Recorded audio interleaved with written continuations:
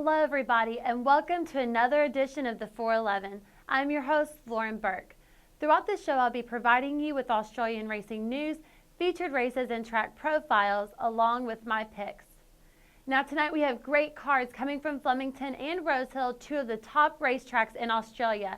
But before getting into the track profiles, let's take a look at the news around Australian racing industry. Cox Plate winner El Segundo faces an uncertain future after suffering a tendon injury. The 6-year-old will most likely miss the remainder of the fall season and probably won't be back to defend his Cox Plate in the spring. El Segundo won 12 of his 26 starts and has nearly $3.8 million in prize money. Now let's move on to our Track A profile, Flemington, which is located near Melbourne, Victoria. The track has a circumference of 1 mile and 2/5 and a home straight of over 2 furlongs. It is a very spacious track with long sweeping turns and features straight track racing for 5 to 6 furlong contests. The forecast for Flemington is cloudy with a high of 64 degrees and potential showers. Now this finishes the first segment of the 411. Stay tuned and I will be back with Track B's profile and forecast after the race, along with the featured races and picks later in the night.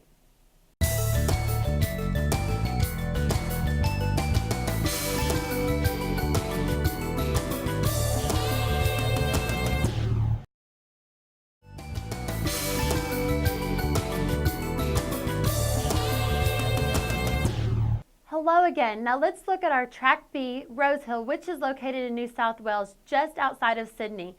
Rosehill has a circumference of about 1.25 miles with a home straight of 2 furlongs.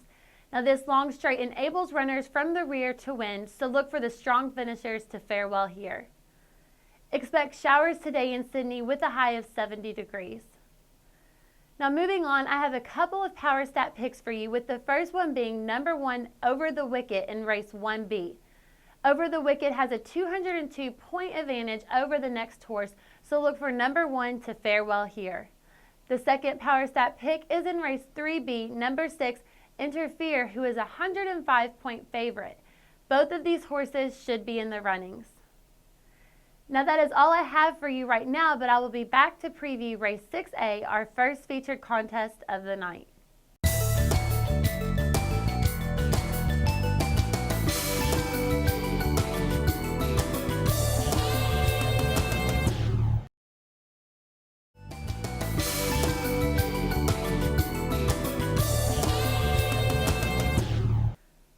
Welcome back. We are getting ready to run race 6A, the $120,000 Chester Manifold listed stakes, an open handicap of 7 furlongs. Now a big field for this race, and I like number 8 Publishing to take this one. The 4-year-old is coming off a Group 3 win at Flemington last race and is 3 for 4 in 7 furlong contests. Second, I like number 4 Cargo Colt. Cargo Colt is mounted by top jockey Brad Rawwiller and beat out fellow competitors number 12 Larson and number 16 Reddidan in his last race, a 7 furlong contest at Caulfield. Now my final pick is number 2 Royal Ida. He had a tough race last time out, but before that was running well in a couple of Group 3s and listed stakes race.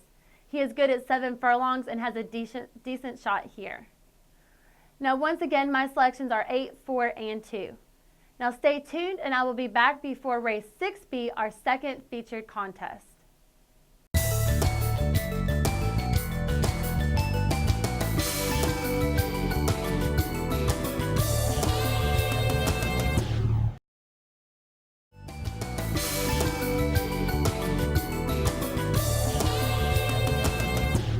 Hello again and welcome back to the 411. Let's take a look at race 6B, the 7.5 furlong De Bortoli Wines Festival listed stakes. This $64,000 contest has a small field, and I like number 5 Aminian to continue his good form. He has won 4 out of 5 starts at this distance, including last week on the same track. The Waterhouse trained gelding should be in the money again in this one.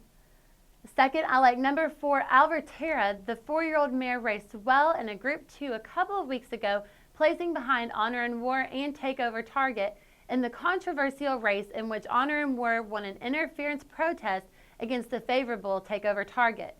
Alverterra is running in good form and should finish strong in this one. Now finally, I like number 1, Arminin. The 6-year-old was hailed as the next McIvy diva after winning the Ranvit, BMW, and Queen Elizabeth Stakes all Group 1 contests, but suffered muscle problems and has not raced since March of last year. Now we know he has the speed to take this one easily, so don't be surprised if punters here come out in top form. Now once again, my selections are 5, 4, and 1. Now that is all I have for you tonight. I want to thank you for joining me, and I will be back next week with a new edition of the 411. Good night, everybody.